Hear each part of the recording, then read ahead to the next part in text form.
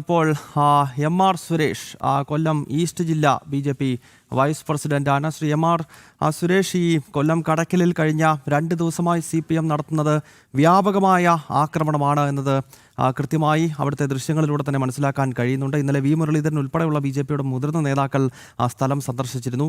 ഇന്നിപ്പോൾ ഈ FIR ഇടുന്ന ഘട്ടത്തിൽ വളരെ ദുർബലമായ വകുപ്പുകൾ ചേർത്തുകൊണ്ട് ഈ CPM ക്രിമിനലുകളെ സംരക്ഷിക്കാൻ ഒരു നീക്കം പോലീസിന്റെയും ഭാഗത്ത് നിന്ന് ഈ ഘട്ടത്തിൽ നടക്കുകയാണ്. അങ്ങ് എങ്ങനെയാണ് ഈ വിഷയത്തിൽ പ്രതികരിക്കുന്നത്?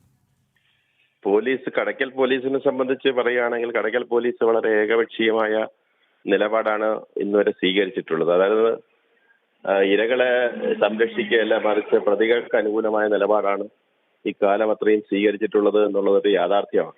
ഇപ്പോഴും സ്ഥാനാർത്ഥി വിജയിച്ച് ആ വാർഡിൽ ആഹ്ലാദ പ്രകടനം നടത്താൻ മൈക്ക് പോലും ഇല്ലാതെ ബൈക്കിലും ഒരു വണ്ടിയിലുമായിട്ട് ആഹ്ലാദ പ്രകടനം നടത്താൻ പോയ സംഘത്തെയാണ് സർക്കാർ ഉദ്യോഗസ്ഥരടക്കം സ്കൂളിലെ അധ്യാപകരടക്കം ഉള്ളവരുടെ നേതൃത്വത്തിൽ KSFE ജീവനക്കാരനടക്കം ഉള്ളവരുടെ നേതൃത്വത്തിൽ ആക്രമിച്ചിട്ടുള്ളത്. അതിന് അവരെ പിന്തിരിപ്പിക്കുന്ന അല്ലെങ്കിൽ അവരെ സംരക്ഷിക്കുന്ന നിലപാടാണ് ഇക്കാലം അത്രയും കടയ്ക്കലിൽ പോലീസ് സ്വീകരിച്ചിട്ടുള്ളത്.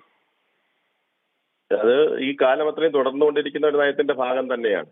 അവിടെ നമുക്ക് പരാതിയായിട്ട് കടന്നു ചെല്ലുമ്പോൾ പോലും നമ്മളെ ഒരു 2ാം തരം പൗരന്മാരായി കാണുന്ന സമീപനമാണ് മുൻകാലങ്ങളിലും ഇപ്പോഴും പോലീസ് സ്വീകരിച്ചുകൊണ്ടിരിക്കുന്നത്. നമ്മളോട് അന്ന് അവിടെ പ്രകടനം നടത്തരുത് എന്ന് പല പ്രാവശ്യം പോലീസ് ആവശ്യപ്പെട്ടു. കാരണം ആ ജംഗ്ഷൻ കടയ്ക്കൽ ടൗണിൽ പ്രകടനം നടത്തരുതെന്ന് ആവശ്യപ്പെടാൻ തയ്യാറായി.